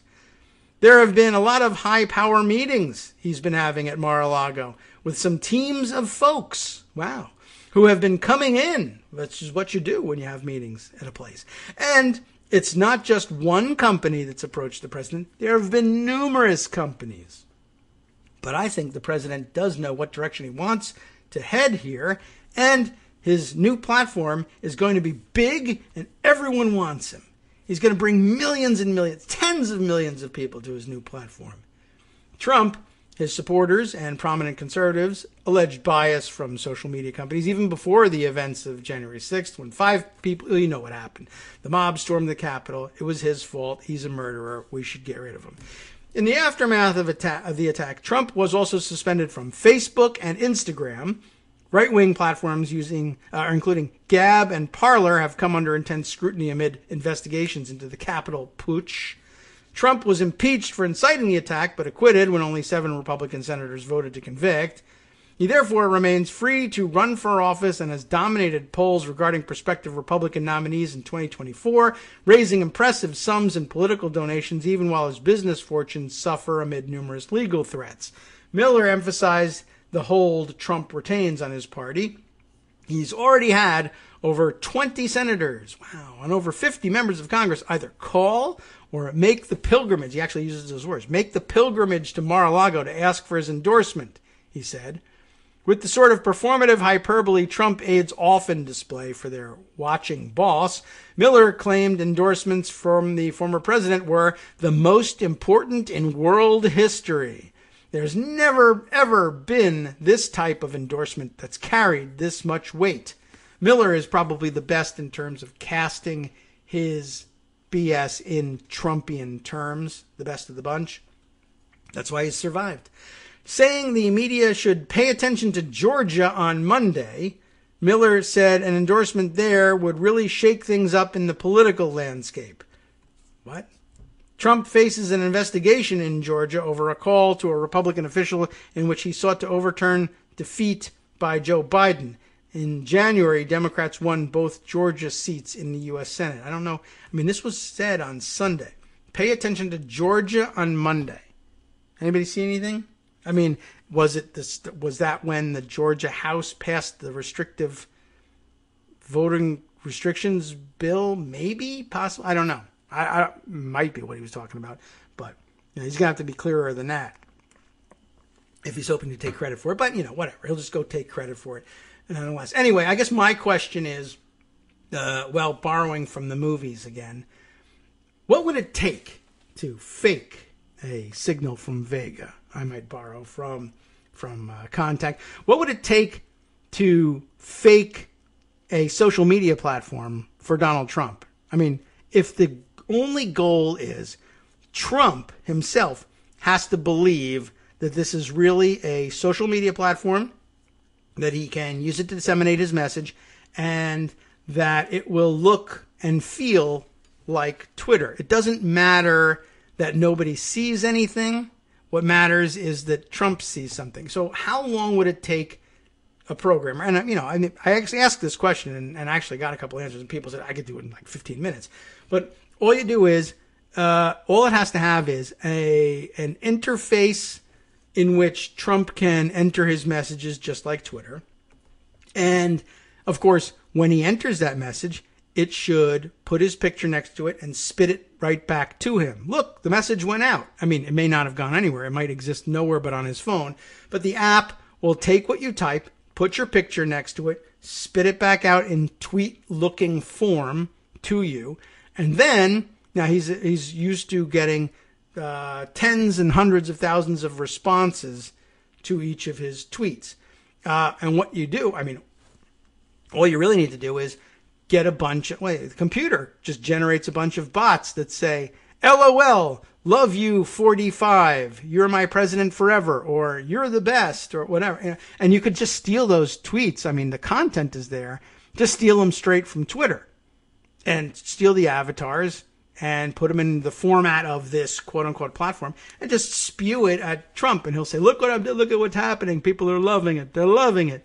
And then, it might be the case that the press doesn't see any of those things because there's no real platform here. Or it might be, well, now we even actually program a way for the press to join and monitor what you're saying and grab screen grabs of it so that they can put it in their posts and in their stories online. But there might be no social network to it at all. So, in other words, my question is, what would it take to create, it's the Gorilla Channel story all over again. Now, so that could be his new media platform. It's gorillachannel.com, right? Everybody's sure that story was fake. Okay, the story was fake, but I like to pretend that it wasn't fake because it's perfectly encapsulates what the care and feeding of Donald Trump was all about. You remember that story, right? That for some reason he was dissatisfied with the choices that he had on the cable television system provided to the White House, which I have to imagine is satellite, but okay. Anyway, and of course the early rumors that he was annoyed that there were no porn channels on it, but I don't know whether that's really true either, but it certainly feels true. But then there was the story that he liked, gorilla shows on the nature channels, and he wanted an all gorilla channel or something like that, and they faked it up just to keep him happy. Oh no, that wasn't really true, but it feels true. Well, I'm wondering whether there's a Gorilla Channel social media platform out there. It'd be a hell of a lot easier and probably more successful in keeping him happy than to actually create a channel where it would be slow for people to take up the platform and nobody would be leaving the various other platforms in favor of this one, and it just wouldn't draw any general interest. I don't know. Of course, it could be some sort of a losing proposition that just it gives an excuse to take in cash, like you can pay me for a promoted message on my social media platform or something like that, and people would be willing to fake it and give him money. But yeah, I don't know. I don't know how successful a real platform would be. I'm curious about what it would take. How difficult would it be to fool him into believing that you had created a social media platform like he asked for so that he paid you some money? Although it's not very likely that it'll actually pay you, though. I should point that out. All right, let me double back on another story that we read earlier this week about the Johnson & Johnson vaccine and the questions about what was going on in terms of getting those vaccines, the doses to the states, and why there was confusion, et cetera, et cetera. I think the story I read may have been one that was, as I recall, was Emily Kopp was one of the reporters on that, or maybe was sharing it. But yeah, I think so. It was reported in roll call. And then I saw a day or two afterwards a tweet from Emily that says the Biden administration is leaking documents to Politico to skirt blame. What blame, I'm not really sure, because she goes on to say the reality is that Johnson & Johnson is way behind its promised 20 million doses by the end of March, and way, in capital letters, behind the 37 million it promised in its original contract. This is in response to the, actually it might be, maybe it was Rachel Rubin who was the author of that piece, because she's from Politico, but her tweet, vaccine mystery, why J&J's shots aren't reaching more arms, with Erin Banco. Yeah, okay, the two of them put that together for Politico. And then the bullet points here. Privately, senior Biden officials are trying to figure out what happened, and some believe states are conserving their supply. Multiple state officials say that's not the case. You remember the story that we read.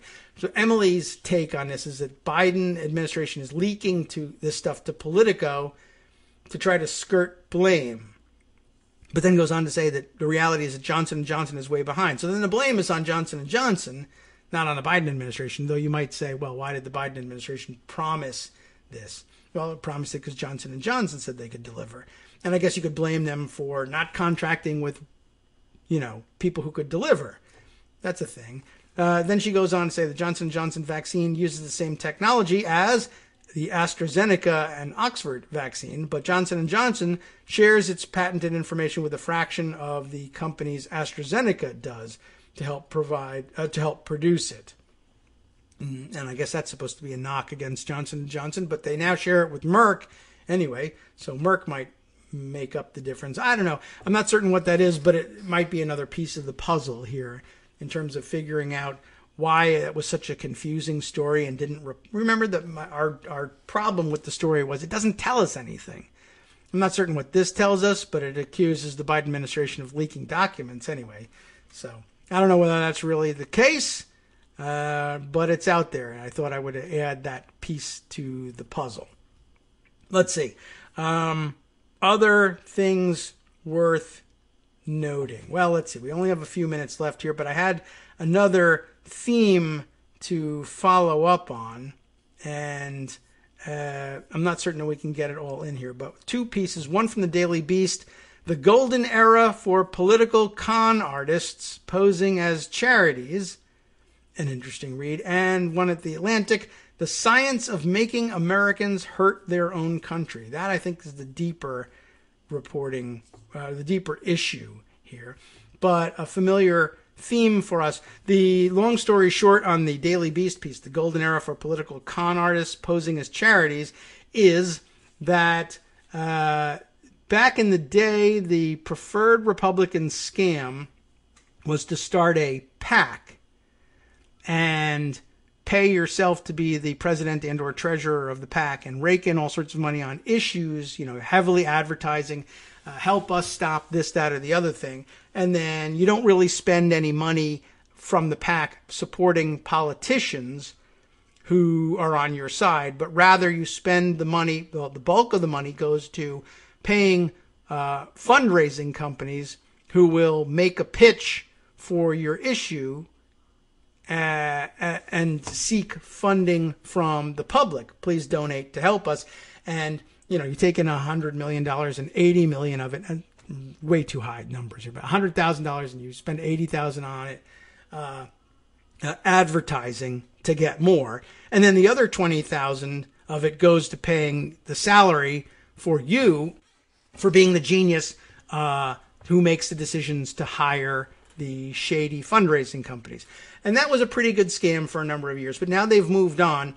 They can pocket a lot more of the money and engender a lot less scrutiny if instead of starting a PAC that supports this issue, you start a charity that addresses that issue. and then you're not regulated by the Federal Elections Commission. You are, I guess, ostensibly regulated by other federal agencies, like, I don't know, FTC maybe, and IRS, but that seems to be, it's the new trend. And so legal and campaign finance experts say that these groups, many of which have chosen causes championed by Trump to prey on his supporters, stand out precisely because they mislead donors into thinking their contributions aren't political and will benefit a legitimate charitable cause. And of course, people are willing to give, or used to be under the old tax code anyway, because those donations would then be tax deductible. But they're still scams, and they don't do anything about that issue or any other. They only pay their fundraisers and themselves for being smart enough to hire these shady fundraisers. Anyway, that's the new twist. The other story I will give you a few minutes of, but then you'll have to read it on your own. But it sounded like intriguing weekend reading. It is Ann Applebaum, who writes for The Atlantic, and I think I'm going to have to read it in pocket form here. The National Intelligence Council released an unclassified report. We read something, the news reports about these reports earlier. Unclassified report assessing, retrospectively, foreign threats to the 2020 election. It has a few twists and turns. The Iranian government attempted to run some kind of online influence campaign. The Chinese government considered doing the same, but then dropped the idea. But most of the report is about Russia. Unlike in 2016, Russian intelligence operatives weren't in the business of hacking and leaking this time around. Instead, they concentrated on planting what they would call compromat. The NIC focuses on, in particular, on the activity of Andrei Derkash, the Russian agent and Ukrainian citizen who used former President Donald Trump's lawyer, Rudy Giuliani, to spread disinformation about Joe Biden and his family.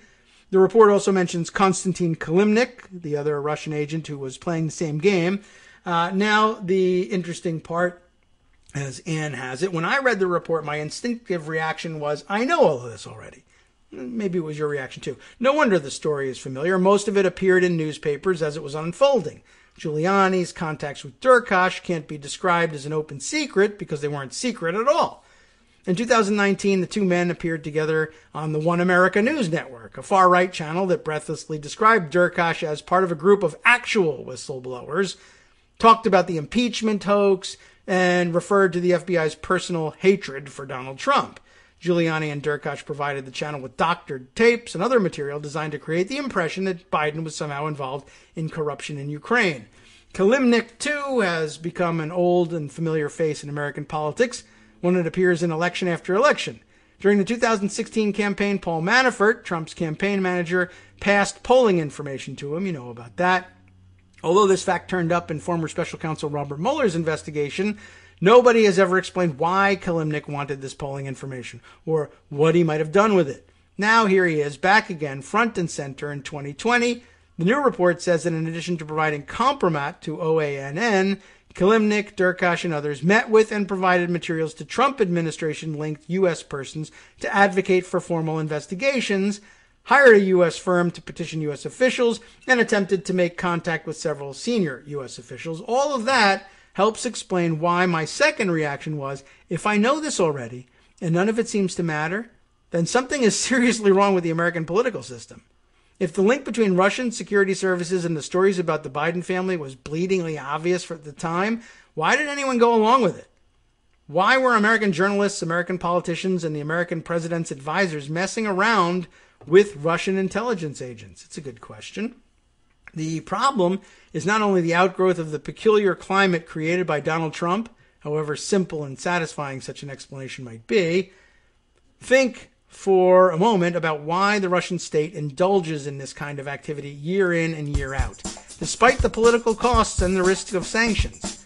Because it's very cheap, it's very easy, and a lot of evidence suggests that it works. For decades now, Russian security services have studied a concept called reflexive control, the science of how to get your enemies to make mistakes. To be successful, practitioners must first analyze their opponents deeply, to understand where they get their information and why they trust it. And then they need to find ways of playing with those trusted sources in order to insert errors and mistakes. This way of thinking has huge huge implications for the military. Consider how a piece of incorrect information might get a general to make a mistake. But it works in politics, too. The Russian security services have now studied us and worked out, probably wasn't that very hard, that large numbers of Americans, not only Fox News pundits and OANN broadcasters, but also members of Congress, are very happy to accept sensational information, however tainted, from any source that happens to provide it, as long as it suits their partisan frames, and as long as it can be used against their opponents. They don't care who invented it or for what purpose. I encourage you to read on and read the rest of it. And if you haven't finished watching that series Occupied, I encourage you to do the same there. It ends in spectacular fashion. Well, some people thought it was a letdown in my house, but it was very interesting how prescient it was about misinformation in the Russians. You have been listening to Kagro in the Morning with David Waldman. Now time to hand it over to that other prescient guy, Justice Putnam in the West Coast Cookbook and Speakeasy. What's he got on tap? Well, let's see. Trump claimed on Fox News that the Capitol insurrectionists posed zero threat to lawmakers and the police, and they were just there to hug and kiss people to death. Well, Trump hugging and kissing always does involve assault, doesn't it? Stay tuned.